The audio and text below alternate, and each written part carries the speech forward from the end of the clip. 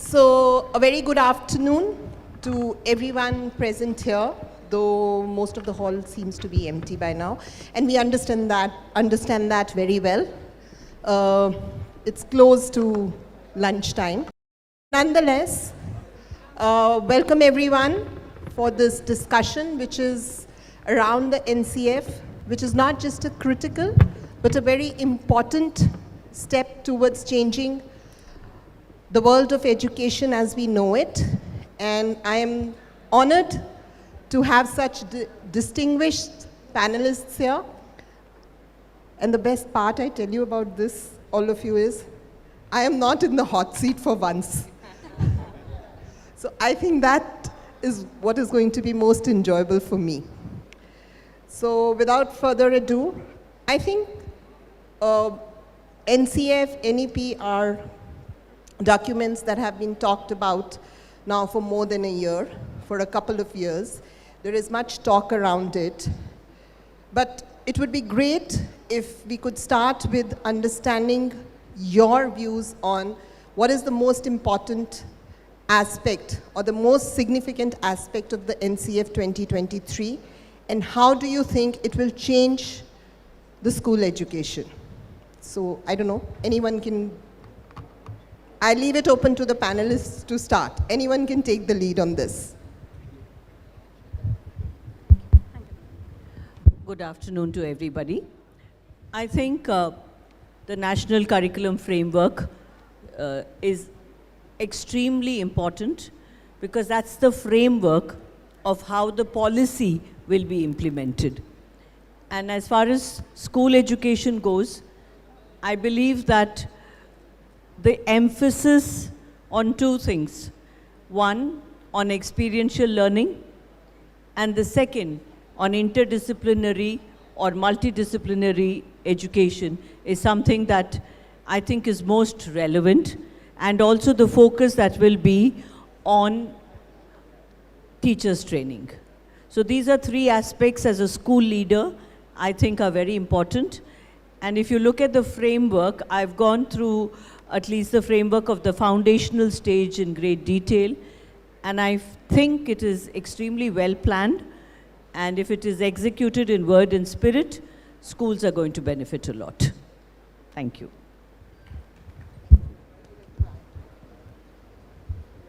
Would you like to add something to what Mrs. Ghosh said? I come from the corporate background. Come from the family of the teachers. My grandfather was a teacher, my father was vice chancellor.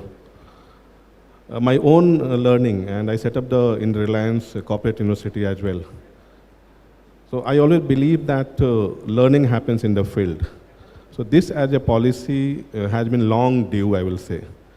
If I look at all the subjects which adds value, so most of the learning happens on the periphery where the two subjects combine. So if you look at biochemistry, if you look at the cultural geography, if you look at the cultural history, or if you look at physical chemistry, all of these are the very good examples of the knowledge getting generated when the two subjects merge together.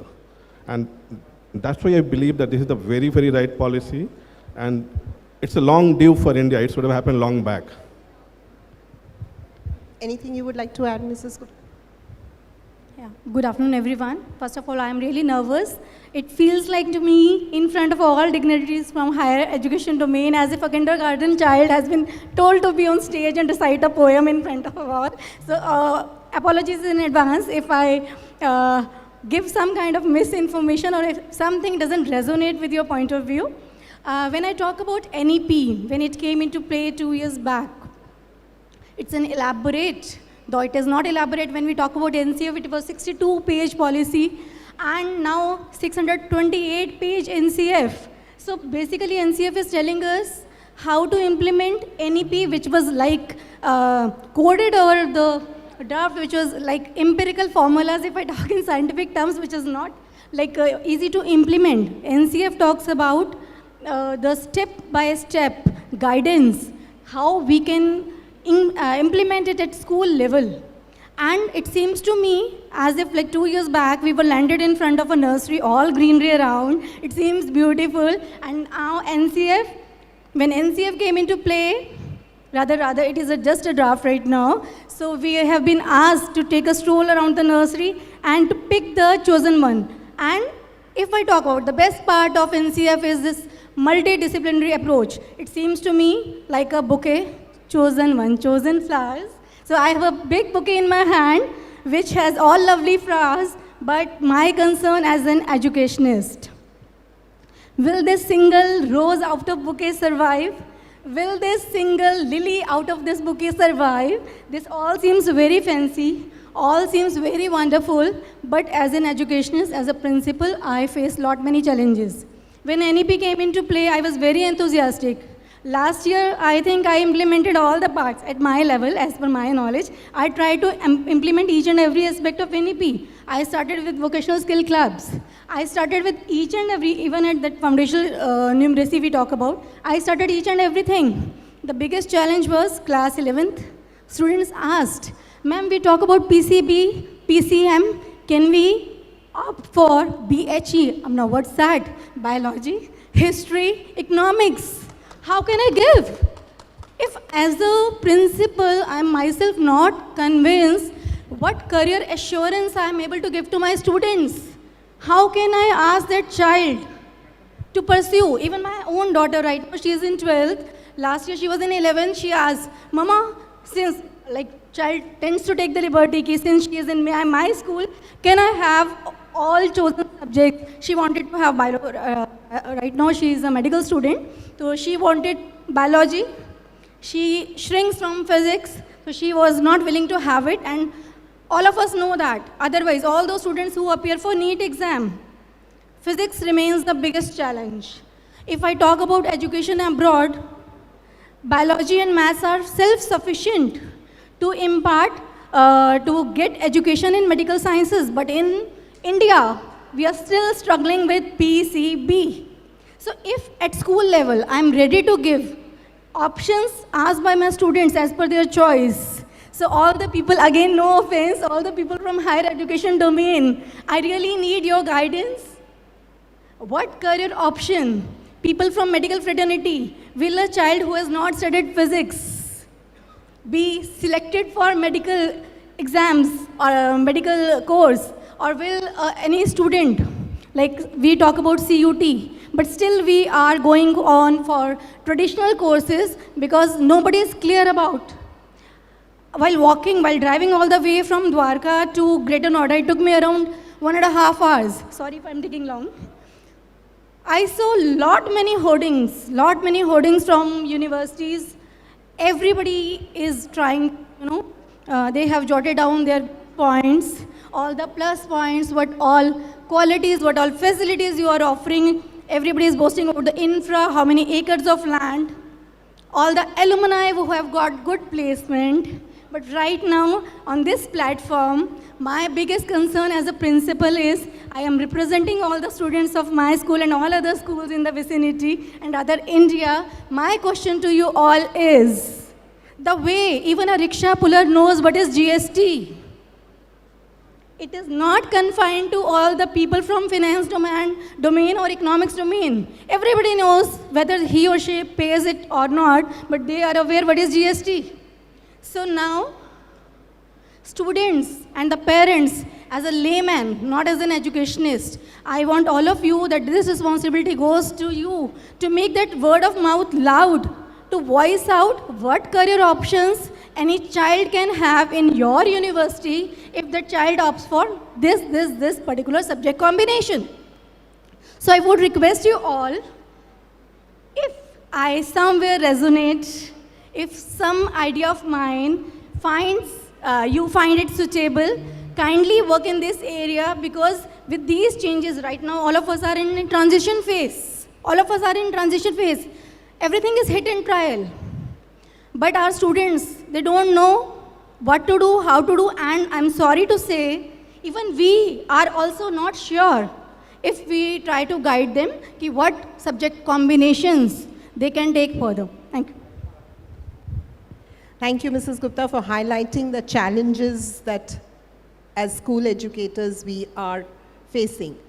But I think I'm going to take a little from what Mrs. Gupta said and take the conversation ahead, and a little from what Mrs. Ghosh said. So the NCF allows, the draft NCF allows the students to choose subjects from a list of 16 subjects, right? Right now, from grade 9 onwards, right up to grade 12, they are only able to study 5 subjects, where one subject is compulsory, English language, and the other 4 are subjects of choice.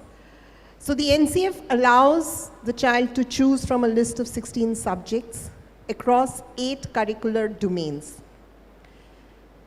So how do you think you can implement this in your schools? Maybe you have already, since you spoke about it. I'm making an assessment that I'm taking a chance to make this assumption that maybe you've already implemented this. Firstly, how would you implement this? Secondly, how do you think this would change the school scenario, the school education scenario? Anyone, please. So, Anju ma'am, thank you. Thank you for bringing those points. In fact, if I have to summarize those points what she talked about, there are basically 2 challenges. So NCF is a document. Okay, so now how do you implement it? That's the challenge she's talking about, and which pertains to the pedagogy as well. So what we are talking that a person can take a biology as well as a history at the same time, or the math and the history at the same time, which requires also change in the pedagogy method and the training of the teachers as well. If the teachers themselves are not ready for this particular change, it will be challenging. And ma'am, it's actually good that you are into that ambiguous state. This ambiguous state itself will lead to the transition. So we are all like that. Second part which she referred to is very, very important, and she referred in the beginning itself, that which career this person will take once the person takes the biology and the history. What do I tell to the parent that, okay, this child who is interested in history and biology, or history and computer science, what will happen to them? Which pertains to us actually, to the corporate. That now that's the input. Now what will happen to the output? Is the corporates ready to take that kid who took the 2 subjects like that? What will happen to all the government exams? Are we going to change the criteria for all the exams which the government take? So these are 2 very important challenges. So document is ready, but it requires, I will say, at least 5-6 years of the effort on the corporate side, as well as on the training of the teachers. So imagine the challenge here we see facing right now in Dwarka. Now you think that what will be the challenge sitting in Hamirpur or somewhere in the deep village? How they will be ready for this particular policy, how they will implement. So, in fact, the basic piece is not about implementing only the NCA, but basic piece is about how do we train the teachers for the new pedagogy required for this combination to happen. This combination is going to be very, very experiential. So, ma'am, on the corporate side, I will say that most of the I headed a talent management for the Reliance. And one of the things which we used to say that what's our biggest challenge? Can we make our talent fungible? Which basically means that can I take a person who is today handling a materials management and put that person after 6 months or a year to say into the finance, or to say in the HR, or to say in the business development. So some of those efforts are happening on the corporate side. Probably some of those learning needs to come on this side as well. In 2015, much before the COVID, I banned the classroom training in Reliance. Everybody said that, Sunil, you are mad. Can you imagine a training without classroom? I literally locked them. And why I locked them? Because the teachers, faculty members take the power out of going to the dais here.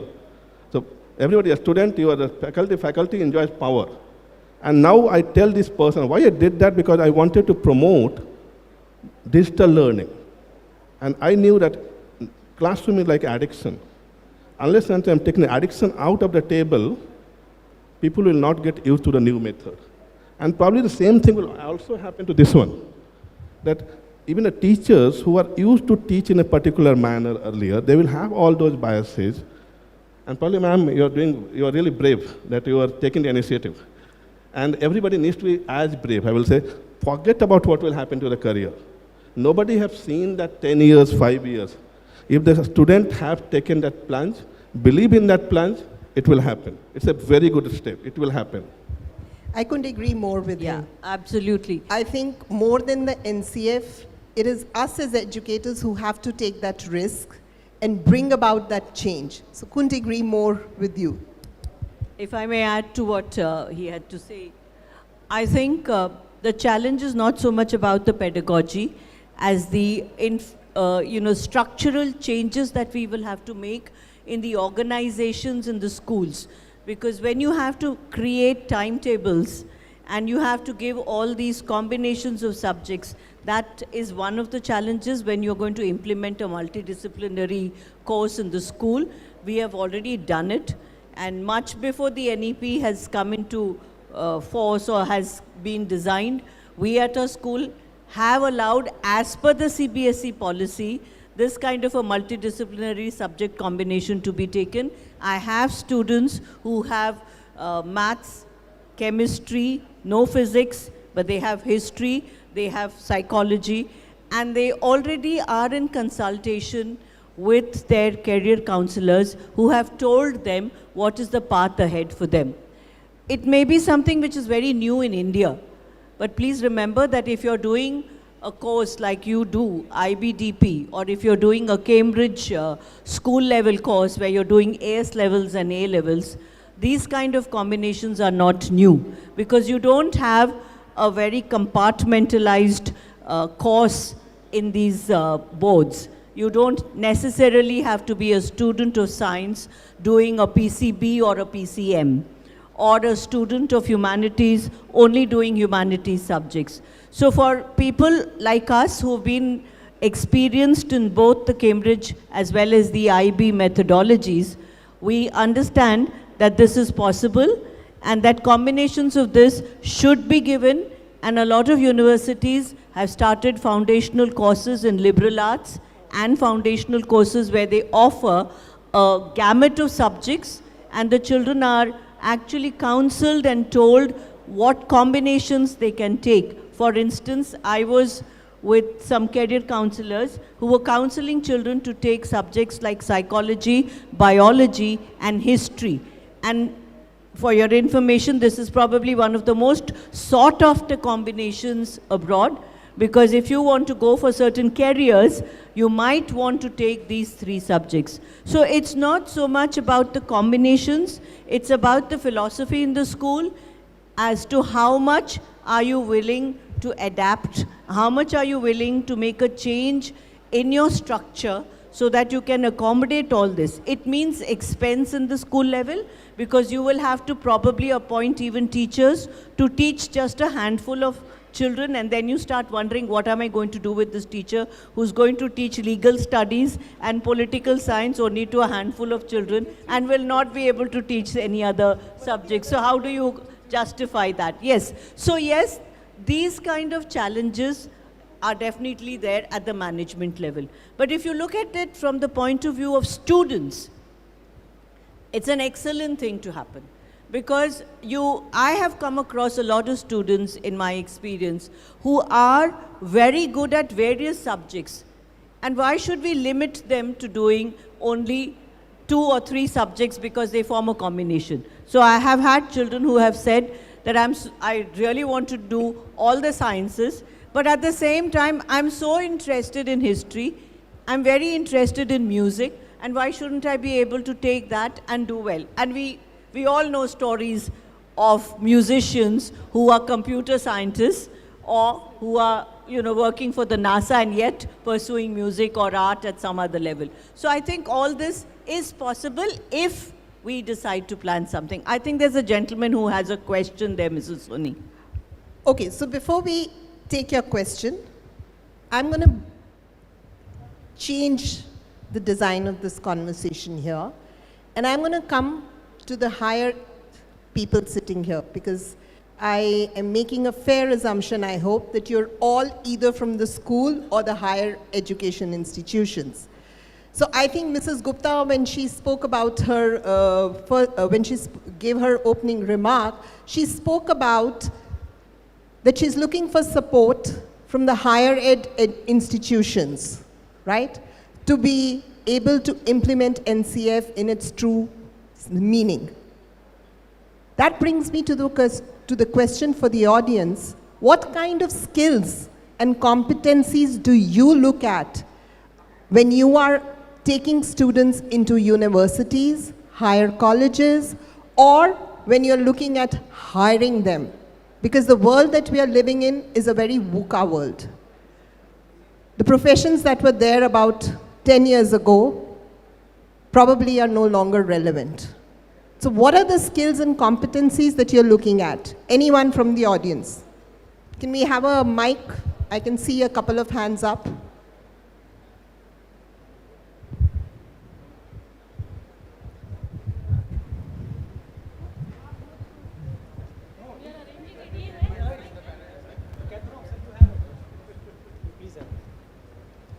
Actually, you Sir, know... it would be nice if you could introduce yourself. Sure. And then I think that would be helpful for us to get our answers. Yeah. So my name is Gagandeep. I am also an alumni of Punjab University, UBS. Lovely. Thank you. So I'm working as a regional director with Bhagwan Cybertech. Basically, we are into IT industry, and a lot of work we have done with banks in BFSI domain. So I do hire people from functional and technical domain, and the first thing which I look at is willingness to learn. If skill is not there but will is there, skill can be acquired. You cannot Brilliant. acquire. I would say brilliant. And because couldn't agree more with you. yes. And I was about to add, there were jobs which existed 10 years before. Postman was there. Nobody has seen postman in last 3, 4, 5 years. There are some jobs we don't even know, like a dog walker. I'm sure if 100 people are sitting here, 90 would have not heard. So, there are so many jobs, so many opportunities are available, even from learning perspective. In order to learn, I go to YouTube. So, university is now not the only medium, college is not now the only medium. If you want to learn, you can learn anywhere. Second, aptitude. If you have got a good aptitude, you are welcome. So these are the two things I see. Technology comes the last. So, that was what I look at. I think there's a gentleman here who had raised his hand. So if you would like to. Yes, certainly. We'll go to the question also. Yeah, I am Satish Kumar Soni, retired professor from higher education, 55 years work in higher education. Still I am working, 81 plus. So I am a very young person for the concept of education for sustainability world. The whole NEP 2020 moves around this concept, that how you can create a sustainable world. So there are 5 pillars for sustainability of the world, and education is one fragment of the total problem. So one is, so out of these 5 pillars, the one is equity, access, second. So everyone deserves to have equal opportunities, access. Everybody can access to whatever they want to learn, whatever they see. The God has created every entity with some purpose. So if they can fulfill their purpose, so that is access. Access doesn't discriminate by age, by race, by gender, by height, weight, color, anything. No discrimination. Everybody. If I want education in school, I want to return to school at the age of 81, I should be allowed. That is how. Then accountability. What I want to learn, if you can help me, then you should be accountable for that. You should give me a certificate of performance skill, performing skills, not certificate, mark sheet. It doesn't have any correlation with the ability to perform. Okay, so I want to perform to make this world sustainable. So I want to learn to perform, and you should make me learn to perform, and you should certify that what I can perform. We are not doing that. That's why it is very, very difficult for us. We are certifying for something else by those persons who are external to the school. The board is certifying your students. They do not know your students, and you know it, but your internal assessment has no value. That is. Thank you so much, sir. Yeah. I think you brought a very relevant point up, and I know the audience wants to engage. And last but not least, quality. Quality does not mean infrastructure quality, does not mean qualification of the faculty member, does not mean anything financial resources, or whether he is in village or in a metro city. It means whether that institution can help students learn what they want to learn. So the concept of sustainability is lifelong learning. The teacher has to be a lifelong learner. The students have to be a lifelong learner. The owner of the institution has to be a lifelong learner. If you stop learning, your students will not learn. Thank you. Thank you so much, sir. I know the audience wants to engage, but in the interest of time, if the audience allows us to finish the discussion here and then come back to you, would that be okay? There were two gentlemen who had raised their hands. So my question is directed at them. Would you be okay with that, sir, at the back? Thank you. So I just want to pick up from what Professor Soni said here, that equity and access is very important for every student.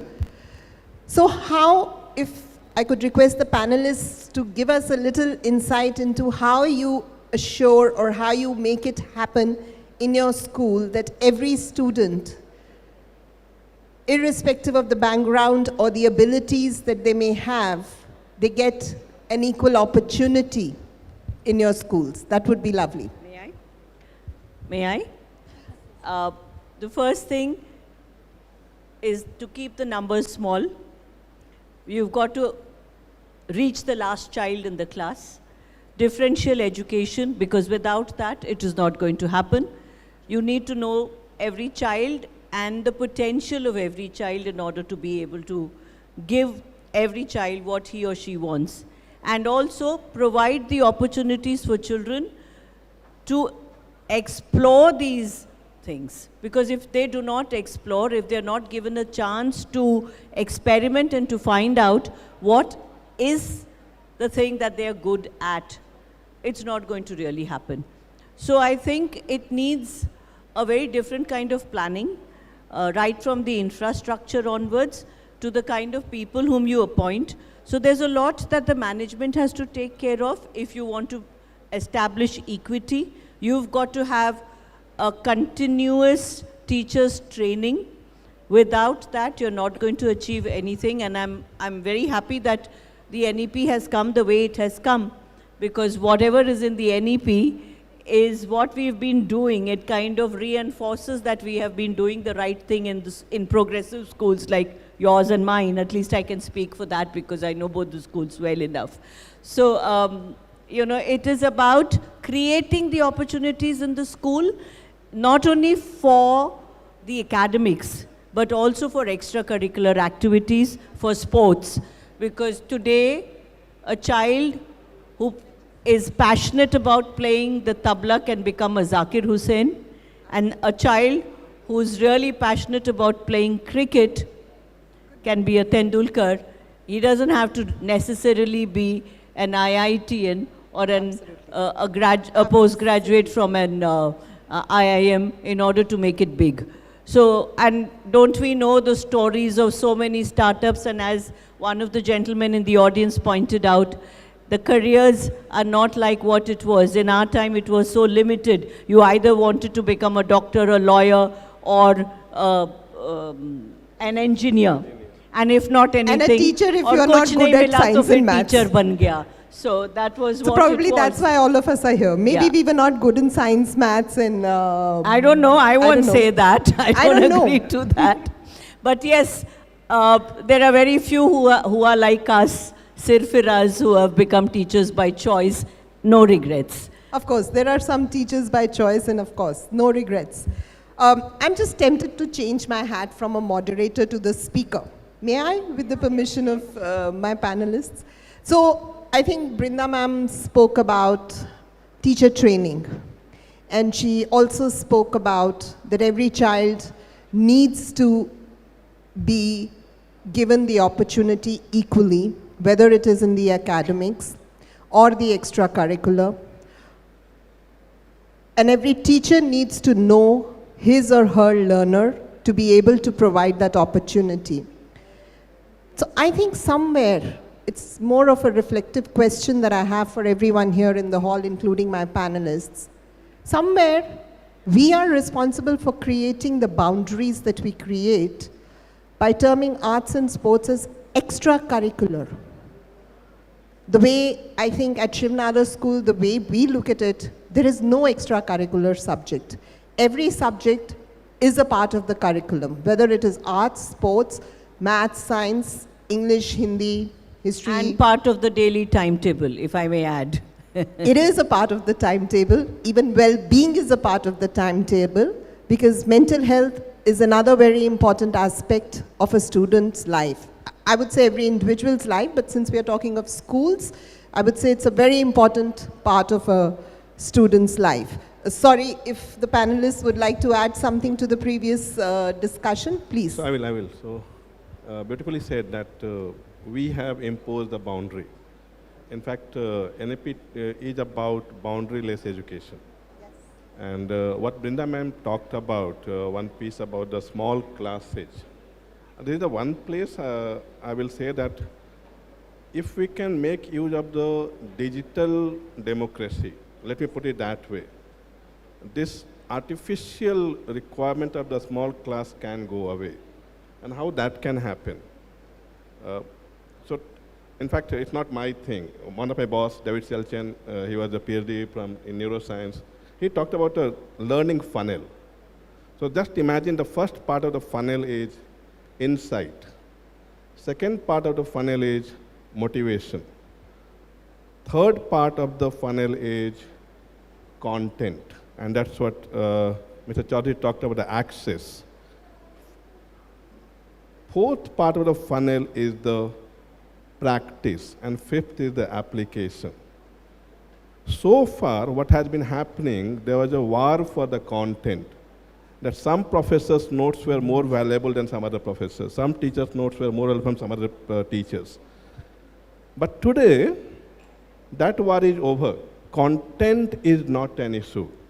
In fact, where the digital democracy can help us is that we can give the access to the every content possible to every child anywhere in the world. So what the teacher's job then is, I will say, is the war for learnability. Let the child know how to learn. That is what the most important part of the teacher's job is. And that's where every subject, and that's where I pointed pedagogy. Move away from being a subject teacher. Every teacher must first imbibe in the child how to learn. And once you are able to imbibe that, rest war is over. Would you like to add something? When we talk about creating opportunities, I'll speak about like things at very small scale.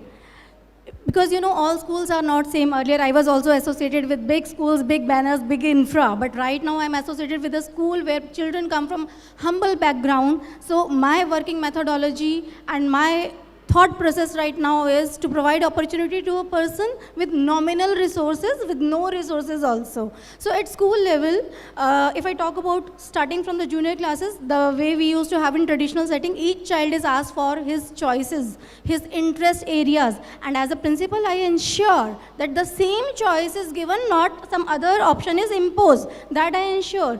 When I talk about senior classes 9 to 12, I frequently have one-to-one session with my students. I walk into the classes, I talk about life skills, I talk about their interests, and I ask them, whatever you wish for, you tell me, and I'll get it implemented in the school. So like post-corona, I joined somewhere in January 2020 in my current organization, and unfortunately after a month, COVID hit. So it became very difficult to be associated with my students and teachers, of course. But yes, during Corona also, I ensured that everybody knows me and I know them. I should know them by heart. I must know their requirements. And being a principal, it was my responsibility to ensure, be it be pandemic, be it be any kind of natural disaster or any other kind of calamity, if I have that liability of providing education, which is not curriculum. Curriculum, everybody, completes. Gone are the days when we were students. Academic was the only concern. These days, teachings, completion of syllabus, it is done. Students, they know that, whether through coaching or self-study or whatever. Our main duty or responsibility is to make a child versatile. So now, for last 2 years, rather last year also somewhere it was often online hybrid mode of teaching. So when students, senior most batch, they were like, hey, ma'am, when we talk to you, you seem very promising. But we regret this is our last year. I wish school में ये होता, I wish school में वो होता. मैंने कहा अभी 6 महीने हैं. We have 6 months in hand. Do not regret. What do you want? You let me know. Please tell me what do you want. So they asked, like one child, she had a passion for photography. So I told her, you create a photographic club, you learn, I'll also learn, and I associated all the faculty members who had little knowledge, little exposure. I try to collaborate with my parents also, ki kindly come and contribute. All the class photograph sessions of my school, all the class photograph was done by my photograph society. All the functions, events which were organized last year, they were captured by photograph society. And one thing important, there was no spoon feeding. There was no spoon feeding. I wanted them to learn by their mistakes. So I had annual cultural fest last year where parents were not invited because of COVID situation, but it was a grand event and the entire responsibility was given to photograph society. And they did their best. Through random angle, through random areas, they tried to cover the entire show. And when they were jotting it out, when they were compiling that video, they said, ma'am, we're really sorry, we missed out this. Fine, this was your first time. Nobody comes trained. I never came trained. I didn't become principal by birth. I was a rolling stone. If I narrate you my story, you will be surprised how come this lady landed up as a principal. So it is like we learn by our mistake and we talk about experiential learning. For me, experiential learning is when you are let free. Try karo, dhakke khao, ठोकर khao और सीखो. Experiential learning is not that we are providing again a setup in the classrooms. Again, it is a kind of spoon feeding. Experiential learning was that which we had in our times. So I really want, I think I'm going in some wrong direction, sorry. So I was talking about giving equity and access. So for me, there were many other areas like we had a debating society also for all those students who were good orators. One of the child who was brilliant, again he was from a very humble background, he said, ma'am, I want to do something rich in sports. Okay, what do you want?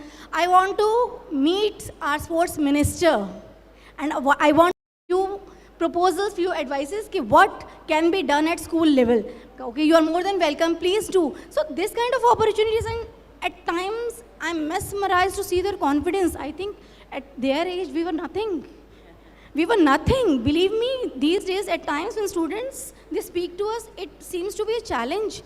Looking at their confidence, looking at their thought process, it becomes a real challenge. My God, what a generation.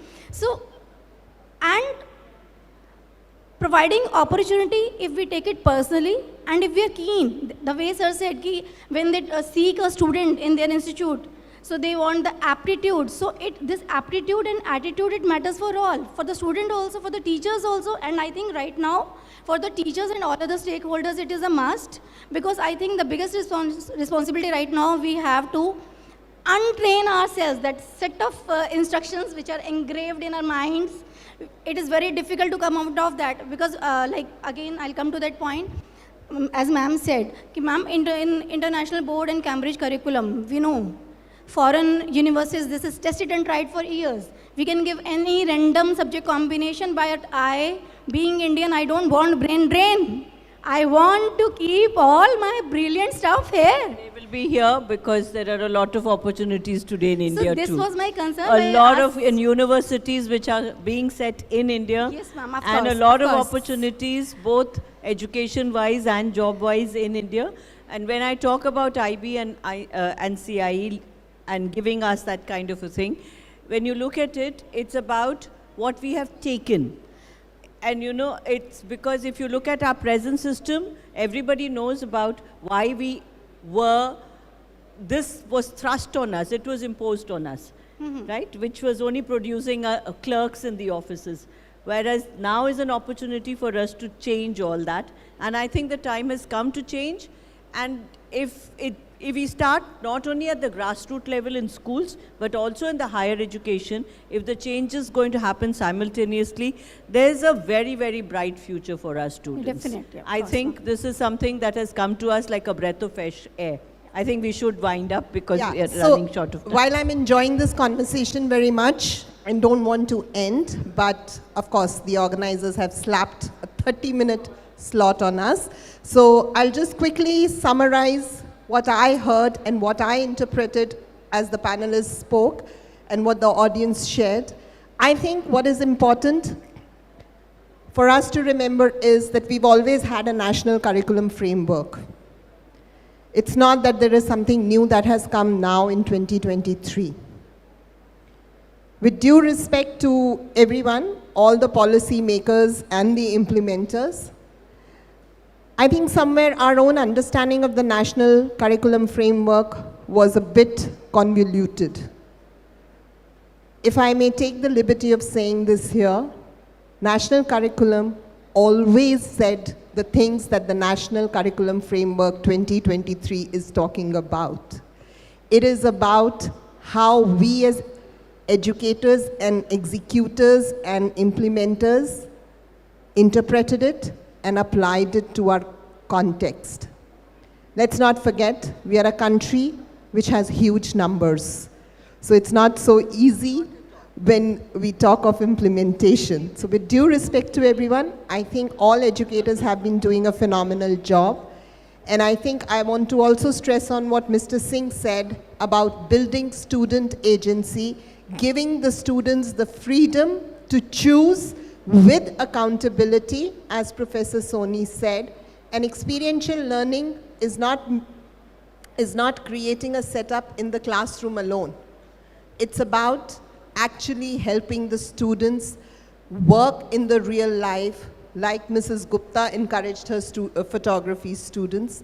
So, and like one more thing I would like to add, like Mrs. Ghosh said, that international baccalaureate and Cambridge, they are not something that will cause a brain drain in the country. I think that's a misconception most of us have.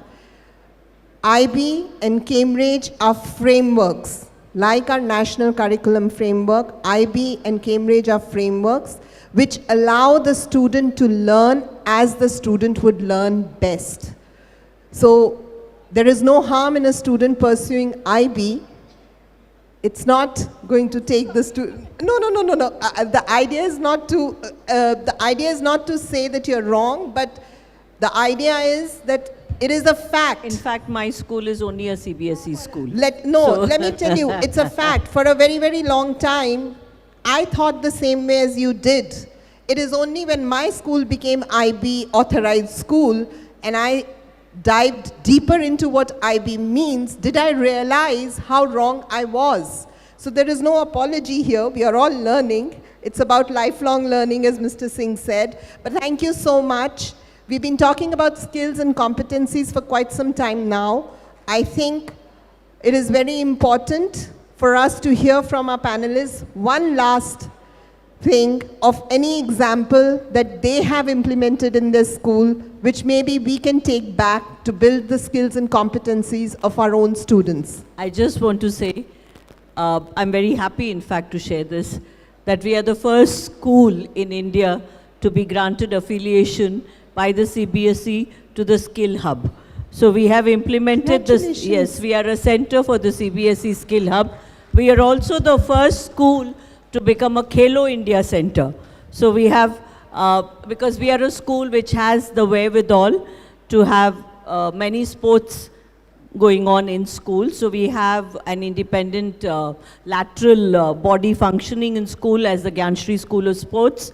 And also we have a skill hub because we have started off with an elaborate certificate course in culinary arts, fashion technology, IT and certain other things. So that's how we that got the gives me an idea. recognition Let's from collaborate, CB. Brinda So you ma'am. know how much We importance... are neighbors, we can collaborate. Right, definitely we can. And this is open to school children of all schools. It's not only to... In fact, we have a lot of the economically weaker section students who are being trained in these skills, and we have associated with NGOs and government schools to open our doors to them. So it's something that we are doing at a large scale now. That's wonderful to hear. I am sure that's an inspiration to some of us here. Dr. Singh, if you could share any such example from your school.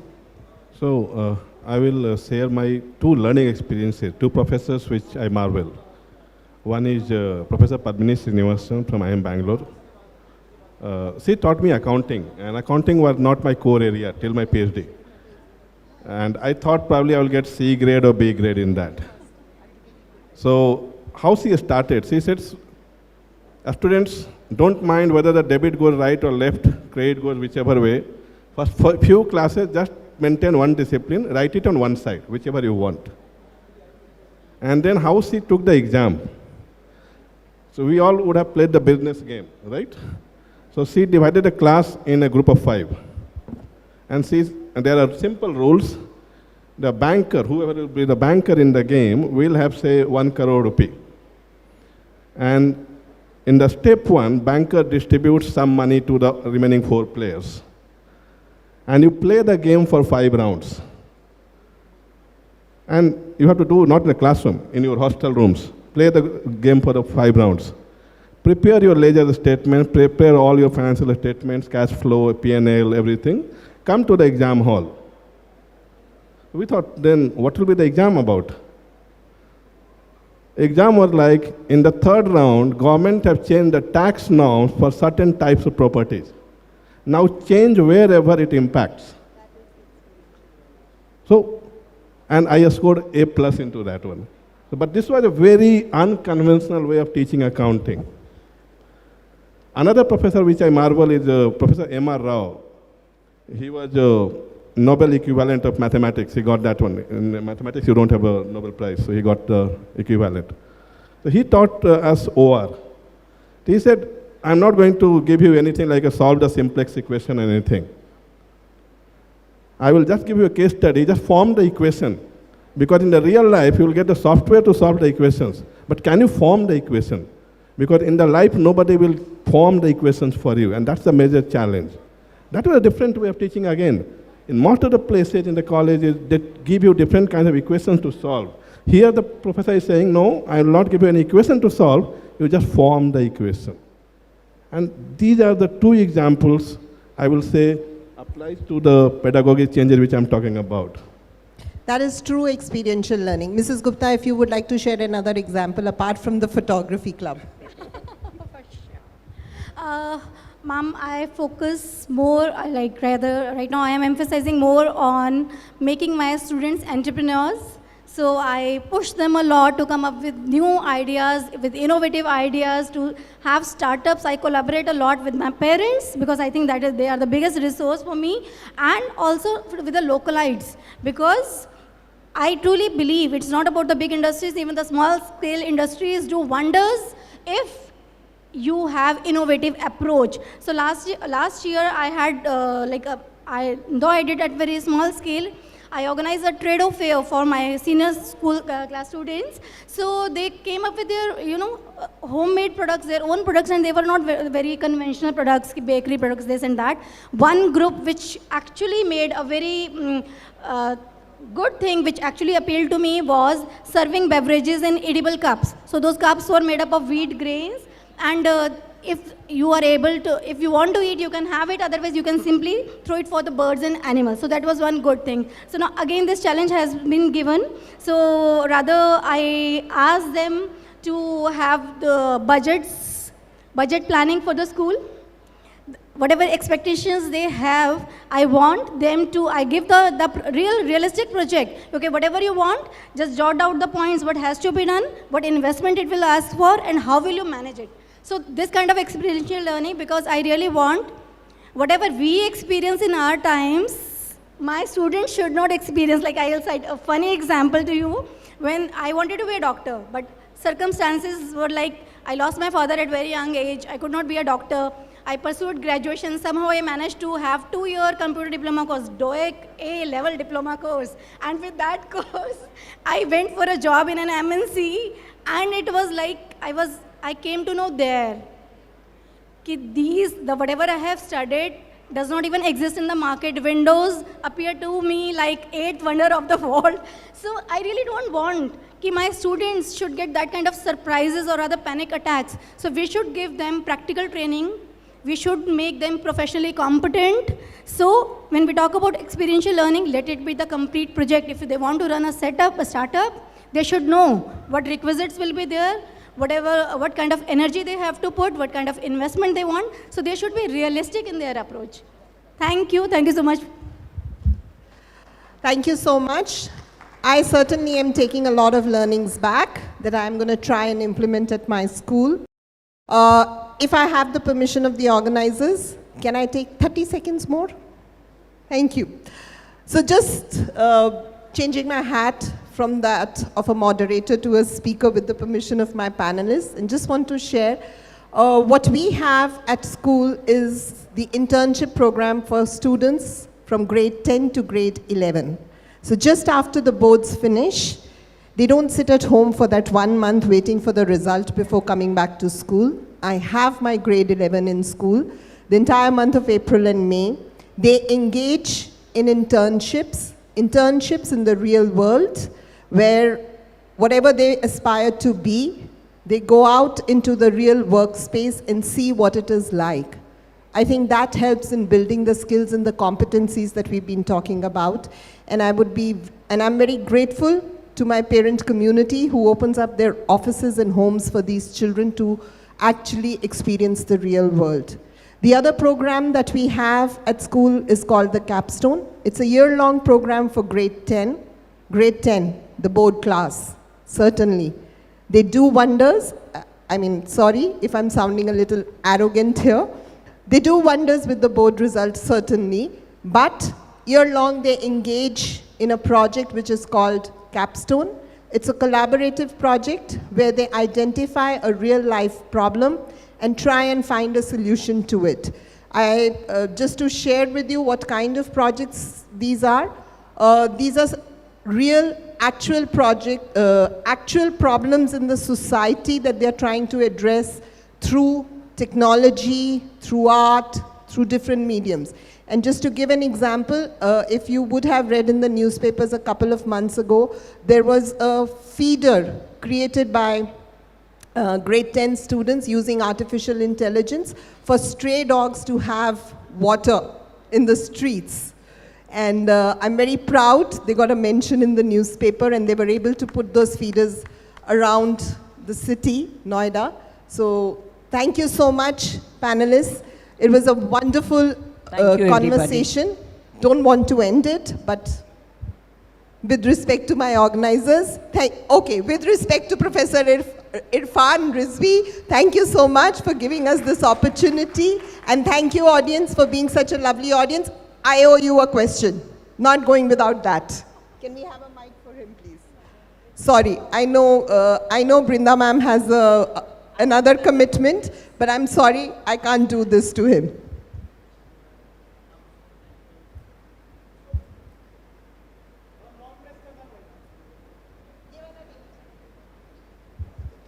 Hello. So, ma'am, thank you so much. And thank you so much that you gave this opportunity. Actually, I was here to meet Dr. Subbaraya. He came to me and I was in a mist that whether I should ask that question or maybe handle or meet him. So sorry for that delay. I have a very serious question and I hope educationists, especially the school leaders like you, should give deep insight towards it. The CBSE has taken a shift from content to competency, and higher education has also taken a shift to outcome-based education. There is a lot of content in terms of the kind of deliveries we have been doing, and there have been a lot of questions that, okay, a lot is there to be achieved and done. When it comes to competency, the question is going to take 30 seconds or a minute to build up because it's deep. When it comes to economy, you see US and China are there and we are going behind that, okay, being the fifth one, we can soon be the third one, maybe in times to come, 2-3 more years will be there. But then when we look at China and US, the competition is at a different level. And economy of any country depends on the industrial technological revolutions happening in that country, which further depends on the kind of the educational deliveries which are coming out from the higher education, which further depends on the education deliveries from the school side. And that starts from the foundation stage forward. The question comes in here is that if in case we have to look internationally and something deeper in terms of policy, China in a single year got a grant of 5 lakh plus patents this year, as compared to India, which is just 2,000. Who are the patent, you can say, doers are the one of the best minds from India, representing IITs, ISC, or so, Shiv, Nadar, or Gyanshi, as such as schools coming out from them. I see the numbers are literally poor, in the sense that as per WIPO 2020 reports, China had 23 lakh granted patents, while India had 19,454, which stands 0.65 if in case we consider China at 100. How exactly as a vision? I don't see that vision coming in, translating. We talk about NCF. I have gone through the entire NCF, the NEP, the NCF for foundation stages, more 9 lined up in times to come. I have got my set of, you can say, representation to Dr. Kasturi Rangan as well. But then the point comes in here that, okay, why don't we take a clear vision? How come China is making 5 lakh patents in a year? That doesn't happen in a year or so. It is going to take 30-40 years of vision to line up. So what exactly are we decoding from this NEP, from the NCFs, and then building up? Are we actually taking up? Why? Because you are brilliant leaders and you represent to several forums. This question needs maybe a kind of insight. It needs unpacking. I agree with you. And I think Dr. Singh would love to take that. I don't know whether we are really qualified to answer that, because it's something that the I policy will has to. Dr. Singh would like to take that. I will try to answer this one. In fact, it's a very pertinent question. But I think the onus lies more on the higher education, more on the corporates than the schools. And I'm saying this with a purpose. Somewhere our reward mechanism for the teachers, the academicians and researchers are on the lower side compared to the doer. We believe that people who deliver the final outcome have to be paid more. So one is that incentive and reward mechanism is not aligned to the people who can bring the patent. So in fact, many colleges, higher educations, a person publishes, they get 5,000, 10,000, 15,000. What do you think? Where the incentive? For 15,000, I publish in the A-class journal, B-class journal, patent. Reward mechanism is extremely skewed. Even from the government side, if you look at all the research positions and positions for academics, They are far lower paid compared to the other civil servants. Again, where is the reward mechanism? That needs to change. The China example which you took, look at the patent data of China around 1985, 1990 and India. They were pretty much similar. How the China did? China brought all the Chinese nationals who were in US, Europe and paid them equivalent of the US and Europe salaries. And they said, no, your job is not to teach, just write papers that get patents. That's how it's happening there. Unless and until that is addressed, it will not happen.